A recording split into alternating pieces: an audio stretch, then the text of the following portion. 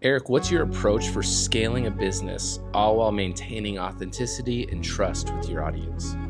Okay, so let me tell you, the key to scaling with authenticity is transparency. And staying mission-driven has got to be a core piece of that. People follow brands they trust. They do business with people that they like. And trust is built when you're authentic about your journey.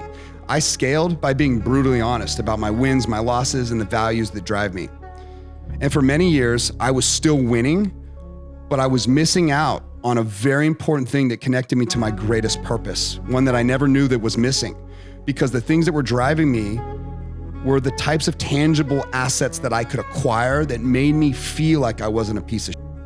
And the world may have thought I had value, but deep down in my soul, especially when I started really considering what the meaning of life was after I lost my grandma and I started losing people I loved, I realized I'd been winning all these years based on what other people's definition of winning was. I had all this stuff, living this dream life, but I felt empty and soulless for the first time ever.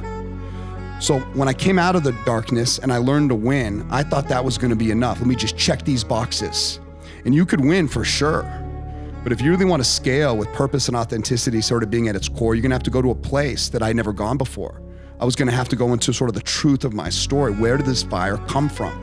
I had to ask that question to myself and answer it honestly. And I refused to do that for so many years. I refused to look at the little boy that was inside me for so many years till now. So you can win for sure and scale without really doing it authentically. But if you're gonna really build a powerful brand that moves people, authenticity is key, and that means transparency all the way to your core. The worst of what you are, the worst of what you were needs to be on display, and that, I get to argue now, is your greatest asset. That honestly is what makes people connect to your mission, not just your products.